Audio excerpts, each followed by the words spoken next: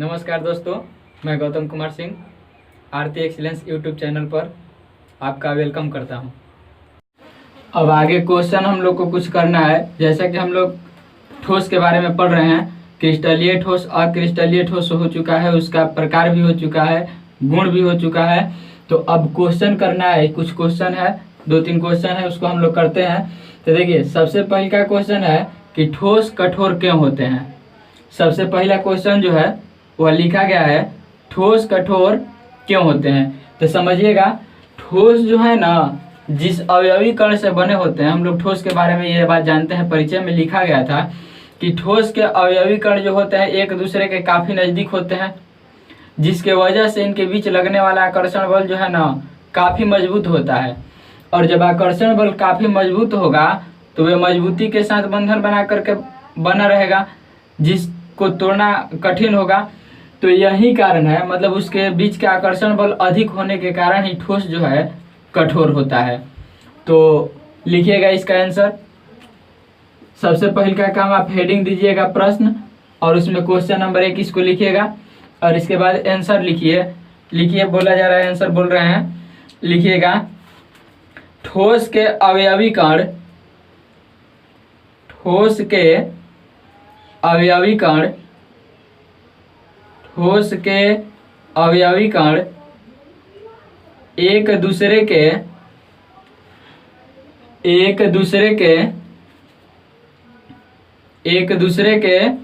काफी नजदीक होते हैं। एक दूसरे के काफी नजदीक होते हैं। एक दूसरे के काफी नजदीक होते हैं, जिसके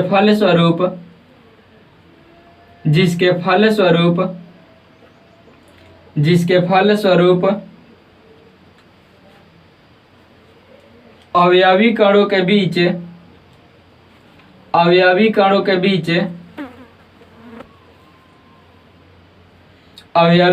बीच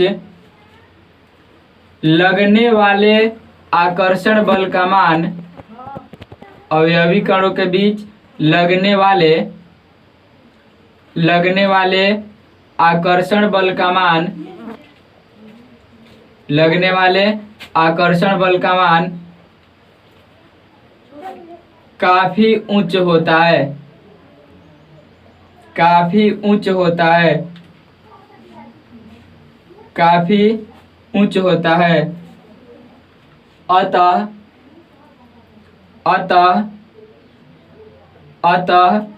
यही कारण है कि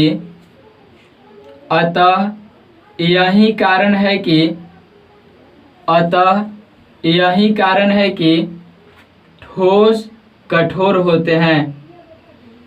यही कारण है कि ठोस कठोर होते हैं। खड़ी पाई दीजिएगा। तो समझ में आया आपको कि ठोस के जो अवयवी कण होते हैं एक दूसरे के काफी नजदीक होते हैं, जिसके कारण दूरी कम होने के कारण उसके बीच जो आकर्षण बल लगता है वह बहुत ज्यादा हो जाता है।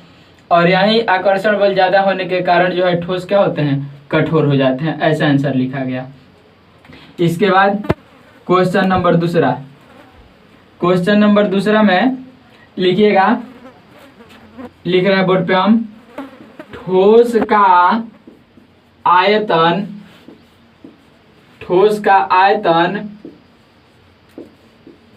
निश्चित क्यों होता है।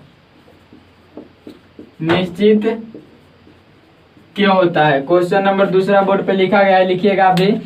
ठोस का आयतन निश्चित क्यों होता है।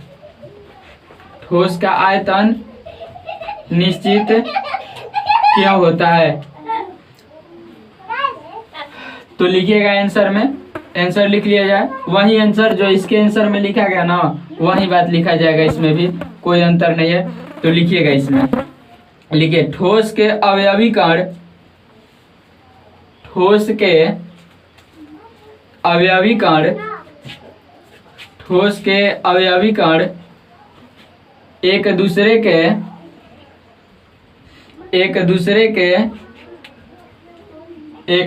के काफी नजदीक होते हैं।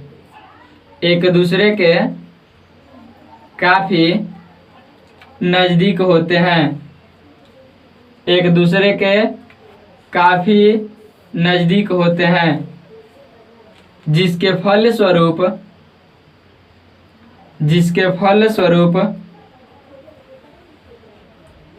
फलस्वरूप अवयवी कणों के बीच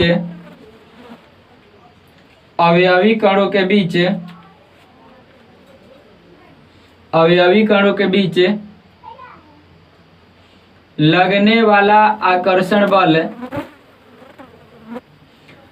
अवयवी कणों के बीच लगने वाला आकर्षण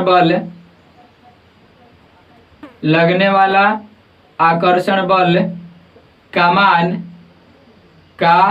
मान काफी ऊंच हो जाता है,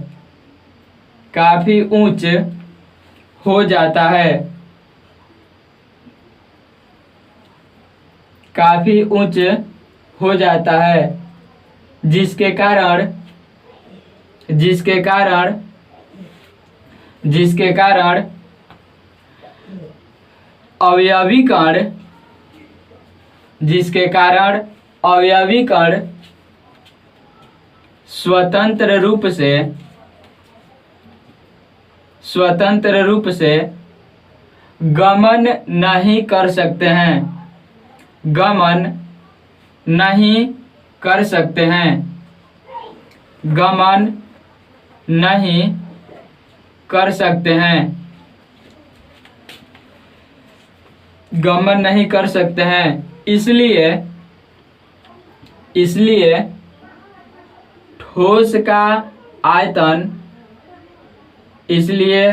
ठोस का आयतन निश्चित होता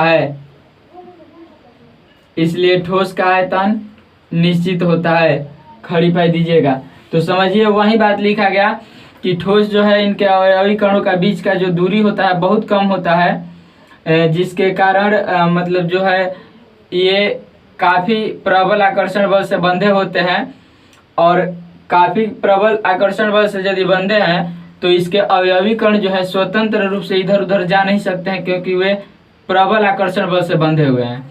और जब इधर उधर जा नहीं सकते हैं तो उसका आयतन भी क्या हो जाएगा, निश्चित हो जाएगा, क्योंकि जब अवयवी कण इधर उधर नहीं जा सकते हैं तो वह फैल नहीं सकता है, और फैल नहीं सकता है, बंधा हुआ रहेगा हमेशा, तो हमेशा उसका आयतन क्या होगा, निश्चित होगा। ऐसा लिखा गया।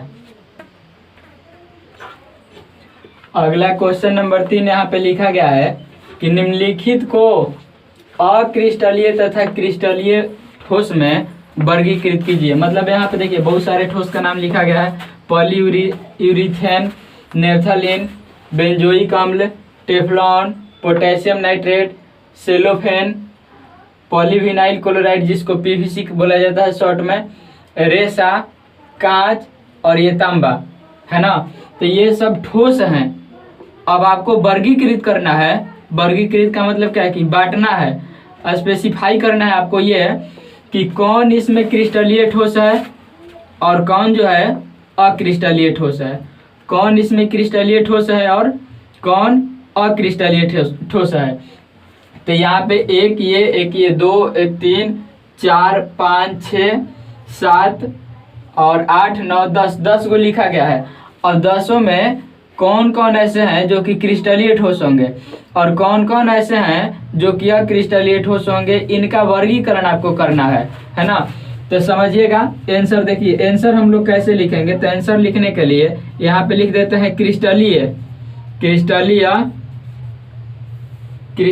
ठोस, और क्रिस्टलीय ठोस लिख के एरो के निशान देके जो क्रिस्टलीय ठोस इसमें है ना सबको खोज करके यहाँ पे लिख देंगे, और इसके बाद नीचे हेडिंग दे देंगे अक्रिस्टलीय। जो अक्रिस्टलीय होगा उसको अक्रिस्टलीय में लिख देंगे, है ना। या फिर आप ऐसे कर सकते हैं कि एक साइड में क्रिस्टलीय हो गया, एक साइड में क्या कर देंगे अक्रिस्टलीय, इधर कर देंगे अक्रिस्टलीय।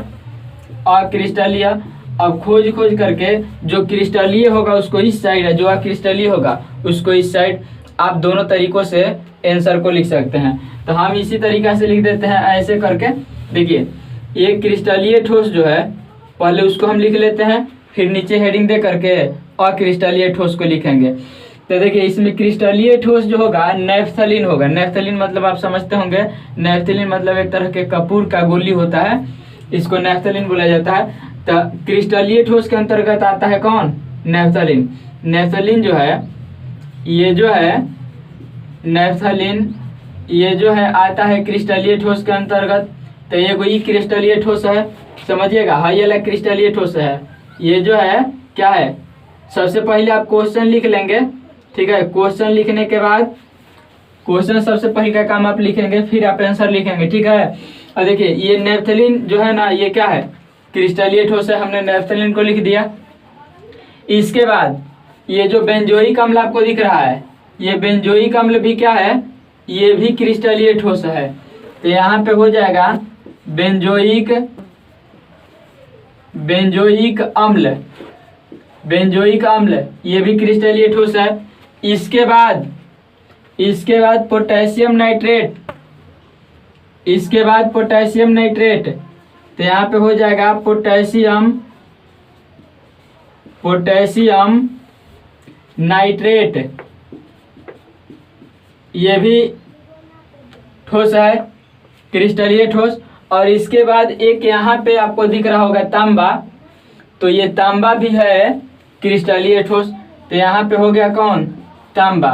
तो ये तांबा भी क्रिस्टलीय ठोस है। बस जितने सब दिए गए हैं उन सबों में यही 4 ऐसा है जो कि क्रिस्टलीय ठोस के अंतर्गत आता है। और इसके अलावा जो भी आपको दिख रहा है वो बाकी के सब जो है ना अक्रिस्टलीय ठोस है। अब रही बात कि हम लोग समझ कैसे पाएंगे, हम लोग कैसे इस बात को समझ पाएंगे कि ये 4 क्रिस्टलीय ठोस और बाकी अक्रिस्टलीय ठोस।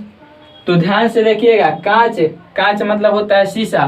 तो कांच के बारे में हम लोग पहले भी बात कर चुके हैं कि कांच जो है अक्रिस्टलीय ठोस के अंतर्गत आता है। जब लिखा गया था अक्रिस्टलीय ठोस के परिभाषा, तो उस समय उदाहरण में जैसे में लिखा गया था कि कांच जो है अक्रिस्टलीय ठोस है, यह वास्तव में अतिशीतित द्रव होता है। तो कांच तो ऐसे ही समझ में आ गया कि यह अक्रिस्टलीय ठोस है।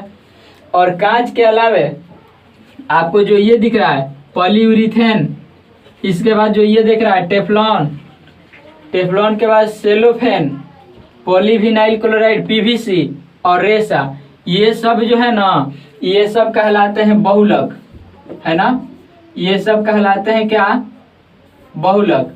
बहुलक के बारे में आपको पता होगा, फर्स्ट ईयर में आप पढ़े हैं कुछ बहुलक। तो ये सब बहुलक कहलाते हैं। आगे बहुलक पढ़ना भी है, ऑर्गेनिक में एक चैप्टर है जिसका नाम है बहुलक, तो जिसको हम लोग इंग्लिश में बोलते हैं पॉलीमर, है ना, पॉलीमर बोला जाता है। तो बहुलक है, कौन कौन बहुलक है, polyurethane, Teflon, cellophane, polyvinyl chloride, रेसा, ये सब जो है ना बहुलक है। और आपको ये बात बता देते हैं कि बहुलक जो होता है वह अक्रिस्टलीय ठोस होता है। बहुलक जो है ना अक्रिस्टलीय ठोस, बहुलक कभी भी क्रिस्टलीय ठोस नहीं होता है। तो बहुलक जो आपको दिख रहा है उस सब अक्रिस्टलीय के अंतर्गत आ जाएगा। कांच के बारे में हम लोग पहले से ही जानते हैं कि कांच अक्रिस्टलीय ठोस होता है।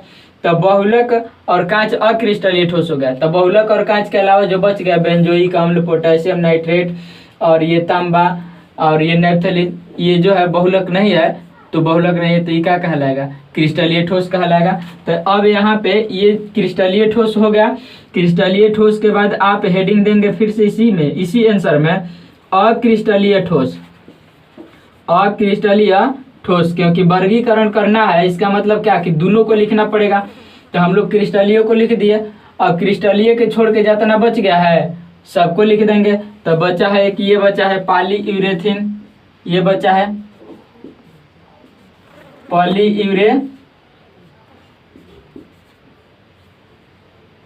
ये बचा है पॉलीयूरेथीन। इसके बाद हाई तो क्रिस्टलीय है, हाइयो क्रिस्टलीय है। फिर कौन आएगा, टेफ्लॉन आएगा, टेफ्लॉन हो जाएगा। अब इस टेफ्लॉन के बाद ये पोटेशियम नाइट्रेट जो है तो क्रिस्टलीय है। तो अक्रिस्टलीय में आ जाएगा सेलोफेन का है कि सेलोफेन जो है ना बहुलक है। तो यहाँ पे आ जाएगा सेलोफेन। सेलोफेन के बाद ये पॉलीविनाइल क्लोराइड भी बहुलक है, ये भी अक्रिस्टलीय हो जाएगा। यहाँ पे हो जाएगा विनाइल क्लोराइड है ना, और ये इसको शॉर्ट में पीवीसी हम लोग बोल सकते हैं। इसके बाद रेसा, रेसा भी बहुलक है ना। और इसके बाद ये कांच जो है, कांच को तो हम लोग पहले से ही जानते हैं। तो ये जो है इस तरह से आपको आंसर लिखना होगा। क्रिस्टलीय ठोस से हेडिंग देके सारा क्रिस्टलीय ठोस को लिख देंगे, फिर अक्रिस्टलीय ठोस से हेडिंग देके अक्रिस्टलीय ठोस को लिख देंगे इसमें से। तो हो गया आपका ये क्वेश्चन नंबर 3 का आंसर। अगला क्वेश्चन 4 नंबर लिखा गया है यहाँ पे कि कांच को अतिशीतित द्रव क्यों माना जाता है ना। क्वेश्चन नंबर 4 है अगला क्वेश्चन, कांच को अतिशीतित द्रव क्यों माना जाता है। हमने आपको बतलाया था कि अतिशीतित द्रव का क्वेश्चन, सबसे पहले का काम आप क्वेश्चन लिखिएगा 4 नंबर में, इस क्वेश्चन को लिख लीजिए। लिखने के बाद अब समझिए, देखिए लिखा गया कांच को अतिशीतित द्रव क्यों माना जाता है। अतिशीतित के मतलब हम बतलाए थे कि कह सकते हैं हम लोग क्या, अक्रिस्टलीय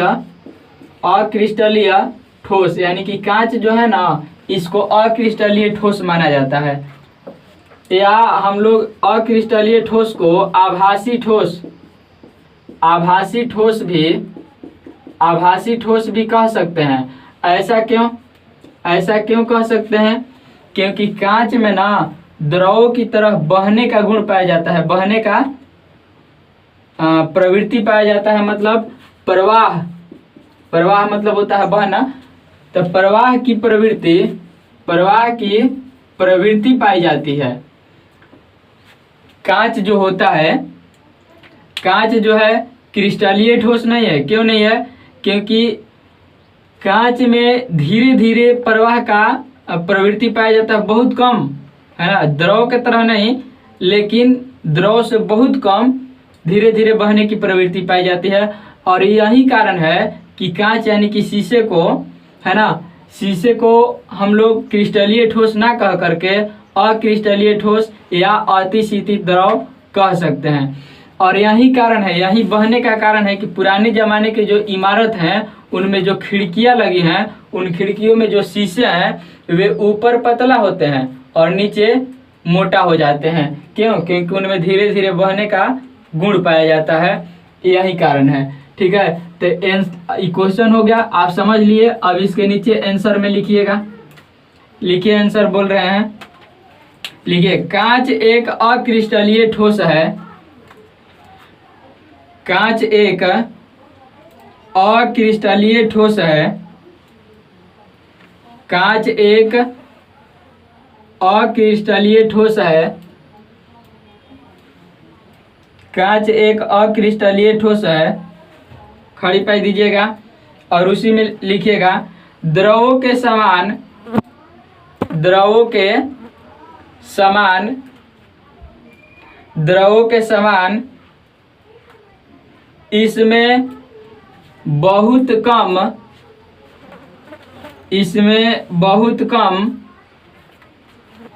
इसमें बहुत कम प्रवाह की, यहाँ पे लिखा है प्रवाह, इसमें बहुत कम प्रवाह की प्रवृत्ति पाई जाती है, इसमें बहुत कम प्रवाह की प्रवृत्ति पाई जाती है। अतः इसे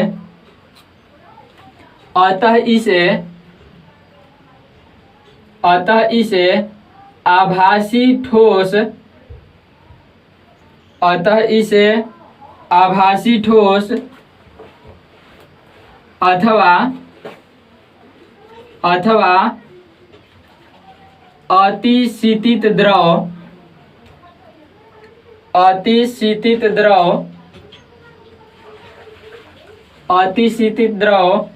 कहते हैं, अतिशीतित द्रव कहते हैं। खड़ी पाई दीजिएगा और इसी में लिखिएगा यही कारण है कि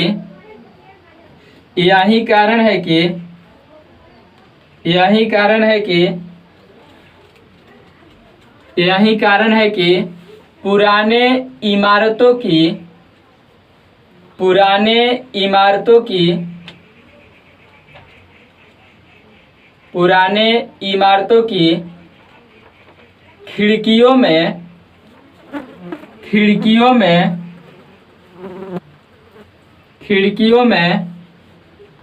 लगे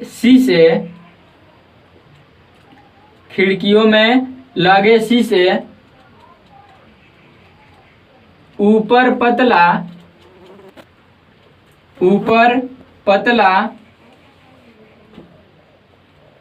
तथा नीचे मोटा होता है। ऊपर पतला तथा नीचे मोटा होता है। हो गया ये 4 नंबर सवाल। देखिए अगला क्वेश्चन नंबर 5 है कि निम्नलिखित क्रिस्टलीय ठोसों का वर्गीकरण कीजिए। मतलब अब की बार जो है ना अक्रिस्टलीय और क्रिस्टलीय का वर्गीकरण नहीं करना है। अब की बार जो दिया गया है टोटल के टोटल क्रिस्टलीय ठोस है। अब आपको ये वर्गीकरण करना है कि क्रिस्टलीय ठोस आपको पता है कि 4 तरह के होते हैं। उन चारों तरह में कौन जो है किस तरह का, जैसे धात्विक क्रिस्टलीय ठोस हम लोग पढ़े थे, है ना, सहसंयोजी क्रिस्टलीय ठोस, आयनिक क्रिस्टलीय ठोस, है ना, आणविक क्रिस्टलीय ठोस। तो इन क्रिस्टलीय ठोसों में इनमें से कौन कौन सा क्रिस्टलीय ठोस के अंतर्गत आएगा, ये बात आपको बतलाना है। क्वेश्चन यहाँ पे लिखा गया पोटेशियम सल्फेट है, टीन है, बेंजीन है, यूरिया है, अमोनिया है, जल है, जिंक सल्फाइड है, ग्रेफाइट है, रुबिडियम है, आर्गन है और सिलिकॉन कार्बाइड है। तो आपको यहाँ पे करना है क्या, वर्गीकरण। तो आंसर में देखिएगा सबसे पहले का काम आप क्वेश्चन लिख लीजिएगा। क्वेश्चन लिखने के बाद अब देखिए आंसर में आपको करना ये है कि देखिए सबसे पहले पोटेशियम सल्फेट है, तो यहाँ पे हम लोग आंसर में लिखेंगे इस तरह से। पोटेशियम लिखने के आंसर लिखने के कई तरीके हैं, है ना। पोटेशियम सल्फेट हमने यहाँ पे लिख दिया, पोटेशियम सल्फेट हमने यहाँ पे लिख दिया। इसके बाद दूसरा नंबर पे कौन है, टीन है, तो यहाँ पे हमने लिख दिया क्या, टीन। टीन के बाद अगला है कौन, बेंजीन, तो यहाँ पे हमने लिख दिया बेंजीन। बेंजीन के बाद है यूरिया, यहाँ पे लिख दिया यूरिया। यूरिया के बाद अमोनिया है ना, अमोनिया। अमोनिया के बाद जल है, जल के बाद है जिंक सल्फाइड, जल के बाद है जिंक सल्फाइड। जिंक सल्फाइड के फॉर्मूला हो जाएगा ZnS। इसके बाद ग्रेफाइट हो जाएगा, ग्रेफाइट, है ना। तो ग्रेफाइट के बाद यदि बात की जाए तो और भी बच गए ना, ठीक है कोई बात नहीं, यहाँ पे लिखते हैं एक और। ग्रेफाइट के बाद हो जाएगा रुबिडियम।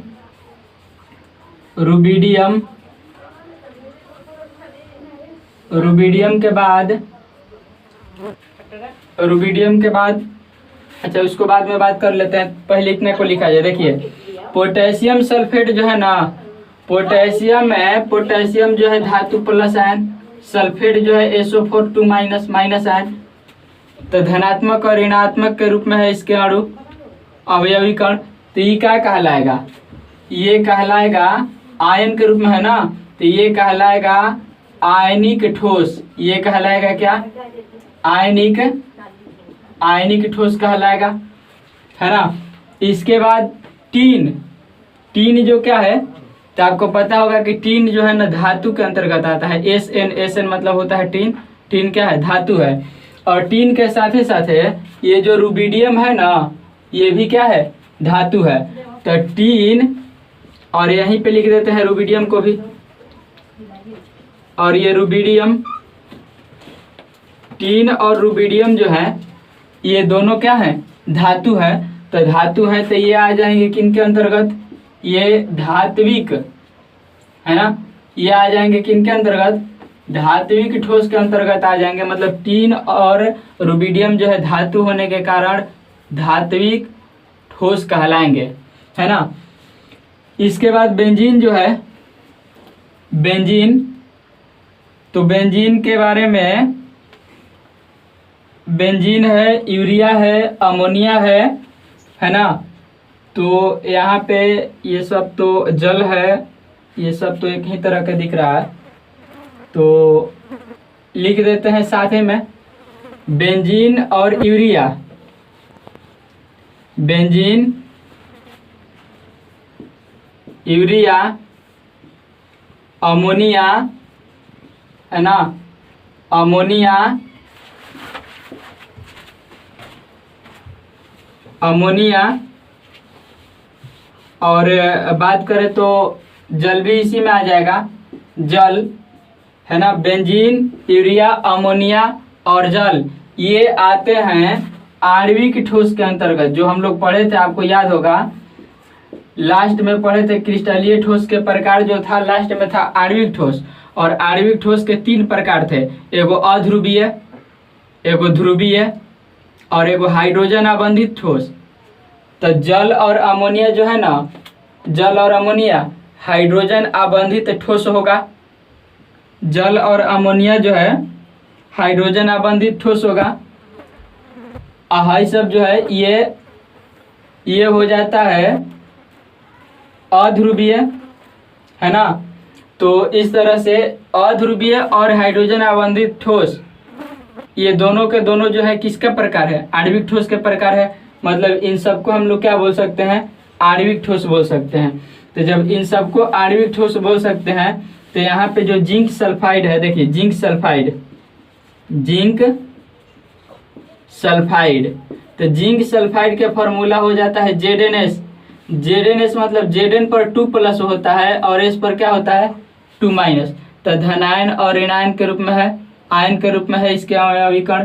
और जब अवयवीकरण आयन के रूप में हो जाए तो ये कहलाएगा क्या, आयनिक ठोस। जैसे यहाँ पे था, ये कहलाएगा आयनिक, ये कहलाएगा आयनिक ठोस। अब इसके बाद बच गए, अब इसके बाद कौन कौन बच गए, तो इसके बाद बच गया ग्रेफाइट, बच गया ग्रेफाइट, बच गया है ना, ग्रेफाइट बचा। इसके बाद ग्रेफाइट के बाद रुबिडियम हो चुका है। आर्गन, आर्गन बचा है, आर्गन बचा है। सिलिकॉन कार्बाइड बचा है, silicon, silicon carbide, silicon carbide formula SiC होता है ना। तो देखिए ग्रेफाइट जो है ना, ग्रेफाइट जो है केवल कार्बन कार्बन कार्बन से बना है ना। ग्रेफाइट जो है केवल कार्बन से बना है। तो ये ग्रेफाइट जो है ये आ जाएगा सहसंयोजी। हम लोग, आपको याद होगा एक पढ़े थे सहसंयोजी या नेटवर्क ठोस, नेटवर्क, नेटवर्क ठोस।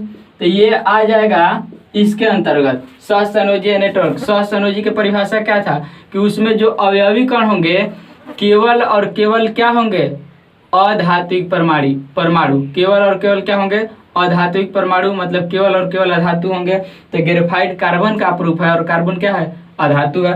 तो यह हो जाएगा क्या, सहसंयोजी या नेटवर्क ठोस। इसके बाद आर्गन की यदि बात की जाए तो आर्गन आ जाएगा आणविक ठोस के अंतर्गत। ठीक है, आर्गन जो है आ जाएगा आणविक ठोस के अंतर्गत। अब ये क्यों आणविक ठोस के अंतर्गत आएगा, तो आर्गन जो है ना, आर्गन अक्रिय गैस है, ऐसा सबको पता है। और जब हम लोग पढ़ रहे थे आणविक ठोस, तो आणविक ठोस में जो पहला था अध्रुवीय, उसमें लिखा गया था कि इसके अवयवी कण जो हैं या तो अक्रिय परमाणु हो सकते हैं, अक्रिय गैसों के परमाणु हो सकते हैं, और नहीं तो अध्रुवीय अणु हो सकते हैं, जैसे में Cl2F2। ठीक है, तो पिछले वीडियो में इसके बारे में हम लोग पढ़े थे अध्रुवीय अणु क्या होता है। तो अध्रुवीय अणु हो सकता है या अक्रिय गैस के परमाणु हो सकते हैं। तो वे कहलाएंगे क्या, अध्रुवीय ठोस। और अध्रुवीय ठोस किसके अंतर्गत आता है, आणविक ठोस के। तो ये किसके अंतर्गत आएगा, आणविक ठोस के। क्यों, क्योंकि ये अक्रिय गैस के परमाणु है। और सिलिकॉन कार्बाइड, सिलिकॉन कार्बाइड में भी दोनों क्या है, अधातु है, सिलिकॉन भी अधातु और ये कार्बन भी अधातु। तो ये कहलाएगा क्या, ये कहलाएगा इसी ग्रेफाइट के जैसा सहसंयोजी, या ये कहलाएगा सहसंयोजी या नेटवर्क ठोस। ये कहलाएगा सहसंयोजी या नेटवर्क ठोस। तो ये क्वेश्चन नंबर 5 था, इसका जवाब हमने लिख दिया, इसको लिख लीजिए, समझ में आपको आ गया होगा। देखिए अगला क्वेश्चन नंबर 6 बोर्ड पे लिखा गया है, पढ़ के एक बार सुनाते हैं आपको। ठोस ए, मतलब ए नाम का कोई ठोस है, अब नहीं पता है कि वो ठोस जो है वास्तव में कौन सा ठोस है, ये बात नहीं पता है, इसीलिए लिखा गया है कि ठोस जो है उसका नाम ए रखा गया है। और लिखा है कि अत्यधिक कठोर, मतलब वह ठोस जो है क्या है, मतलब ए नाम का कोई ठोस यहाँ पे रखा हुआ है जिसका नाम क्या है, ए है। और बोला गया कि यह अत्यधिक कठोर है तथा ठोस एवं गलित अवस्थाओं में विद्युत रोधी है। मतलब ये जो है ना ठोस काफ़ी कठोर है। ये जो ठोस ए है, एक ठोस रखा हुआ है, हम लोग को ये नहीं पता है कि कौन सा ठोस है, और उसका गुण बतलाया गया है कि वह ठोस जो है क्या है, अत्यधिक कठोर है, मतलब काफ़ी कठोर है। और वह ठोस अवस्था में भी गलित अवस्था में भी, दोनों अवस्था में, ठोस अवस्था में रहेगा तब भी उसको गला दिया जाए, गलित अवस्था में हो जाए तो भी वह विद्युत रोधी होता है, मतलब विद्युत के कुचालक है। और बोला गया कि अत्यंत उच्च ताप पर पिघलता है, इसको पिघलाने के लिए, इसको गलाने के लिए अधिक तापमान की आवश्यकता है ना। तो बोला गया कि यह किस प्रकार का ठोस है। तो हम लोग सभी ठोस के बारे में पढ़े हैं। अब आपको करना ये है कि सारा ठोस के परिभाषा यदि आपको याद है तो काम चल सकता है कि यह किस प्रकार का ठोस है ए।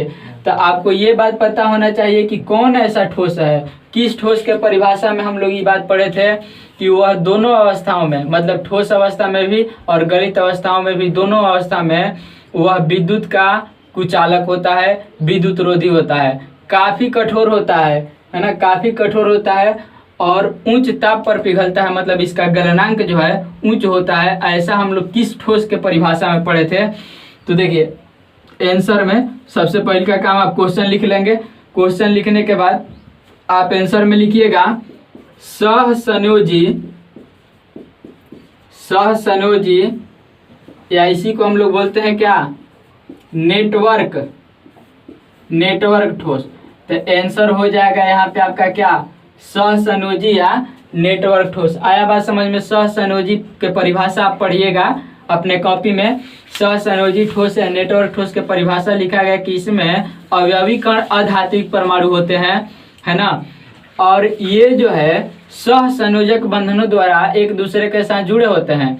और लिखा गया था कि ये विद्युत के कुचालक होते हैं और इनका गलनांक उच्च होता है, यानी कि वो सारा परिभाषा वाला बात इसमें मिल रहा है ना। तो जब परिभाषा वाला बात इसमें मैच कर रहा है, इसका मतलब कि उसी ठोस के बारे में बात हो रही है। यानी कि जो ठोस ए है वह कैसा ठोस है, तो सहसंयोजी ठोस है या नेटवर्क ठोस है। जैसे में यदि हम लोग उदाहरण के लिए कहें, तो जैसे में उदाहरण के लिए हम लोग लिख सकते हैं हीरा क्या है, सहसंयोजी ठोस है, नेटवर्क ठोस के अंतर्गत आता है। हीरा के बाद अभी हम लोग देखे थे ग्रेफाइट के बाद हम लोग सिलिकॉन कार्बाइड, है ना। तो ये जो है सबके सब जो है सहसंयोजी ठोस है। और ये ठोस जो है ना, ये जो ठोस है काफी कठोर होते हैं, विद्युत के कुचालक होते हैं हर अवस्था में, द्रव अवस्था में भी, ठोस अवस्था में। और इनका गलनांक जो है उच्च है, मतलब उच्च ताप पर ये गलते हैं, पिघलते हैं, है ना। यानी कहने का मतलब कि जो ठोस ए दिया गया है कैसा ठोस है, सहसंयोजी या नेटवर्क ठोस है। तो हो गया ये क्वेश्चन नंबर 6 का जवाब, लिखिए आप। अगला क्वेश्चन है क्वेश्चन नंबर 7, आयनिक ठोस। आयनिक ठोस जो हम लोग पढ़े थे, क्रिस्टलीय ठोस के सबसे पहले का प्रकार था आयनिक ठोस। तो आयनिक ठोस के बारे में लिखा गया कि यह गलित अवस्था में विद्युत का चालक होते हैं, मतलब विद्युत के सुचालक होते हैं, परंतु ठोस अवस्था में नहीं। व्याख्या कीजिए। मतलब हम लोग ये बात जानते हैं कि आयनिक ठोस जो है ठोस अवस्था में विद्युत के कुचालक होता है, लेकिन उसका जलीय विलयन जो होता है विद्युत के सुचालक हो जाता है, ऐसा क्यों?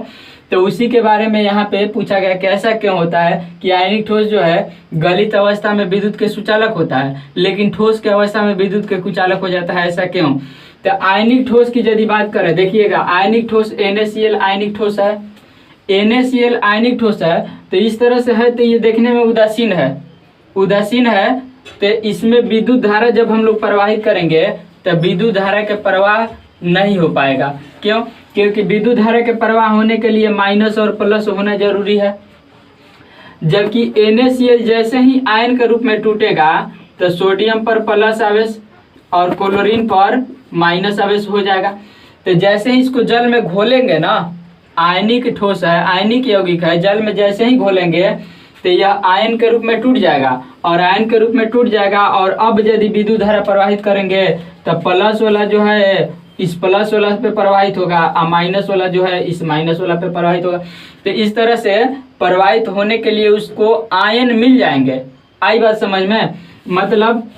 मतलब ये हुआ कि यदि आयनिक यौगिक है और उसका जलीय विलयन बनाया गया है तो वह आयनिक यौगिक आयन के रूप में टूट जाता है जब उसका जलीय विलयन बनाया जाता है, ठीक है।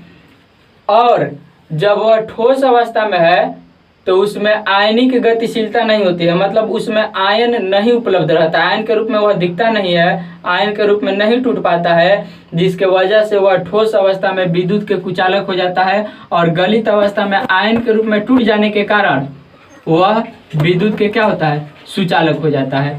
तो आंसर में लिखिएगा, सबसे पहले का काम आप क्वेश्चन लिखेंगे, क्वेश्चन लिखने के बाद आंसर लिखिए। हम बोल रहे हैं, लिखिए गलित अवस्था में, आंसर में लिखिएगा गलित अवस्था में, गलित अवस्था में आयनिक यौगिक,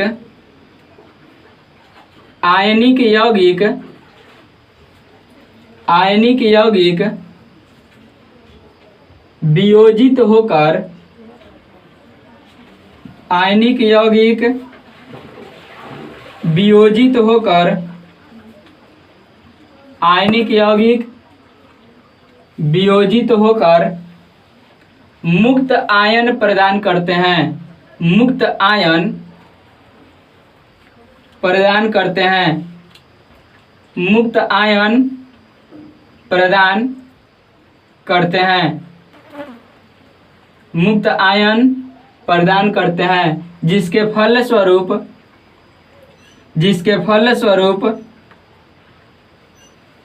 जिसके फलस्वरूप ये विद्युत के सुचालक होते हैं, ये विद्युत के सुचालक होते हैं, ये विद्युत के सुचालक होते हैं। परंतु परंतु परंतु ठोस अवस्था में,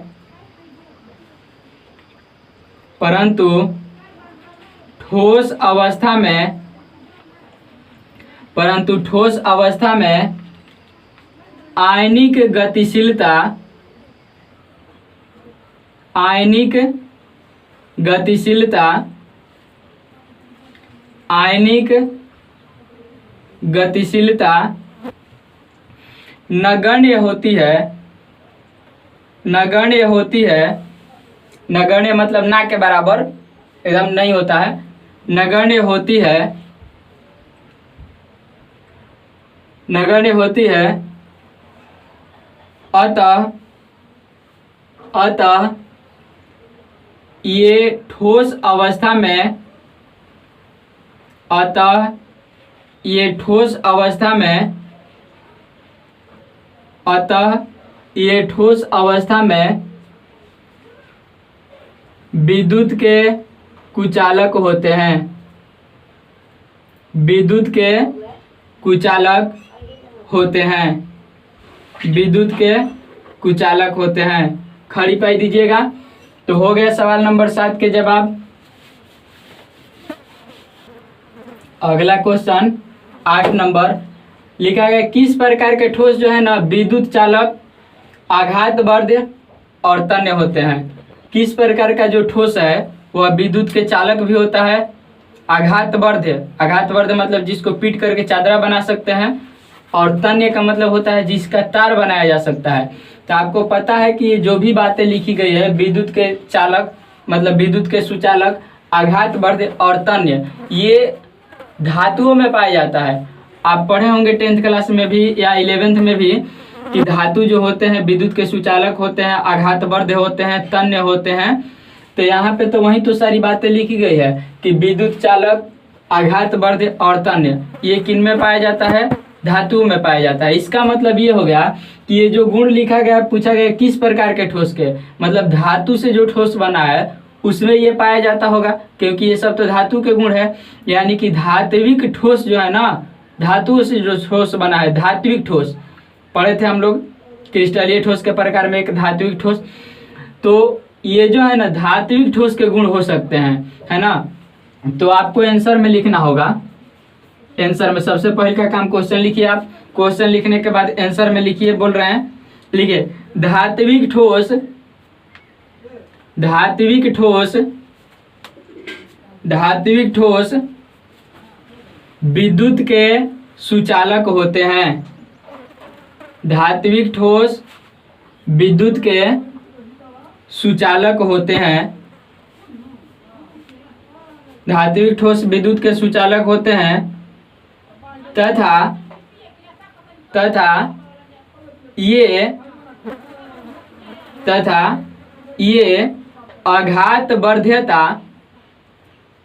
ये आघातवर्ध्यता और तन्यता का गुण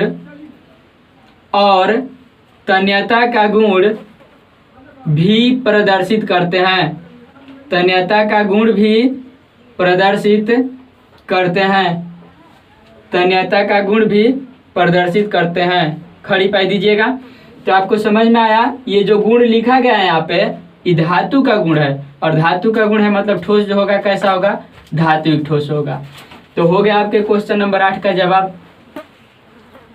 यदि वीडियो पसंद आए तो चैनल को सब्सक्राइब करें, अपने दोस्तों को शेयर करें ताकि उनको भी बेनिफिट हो सके।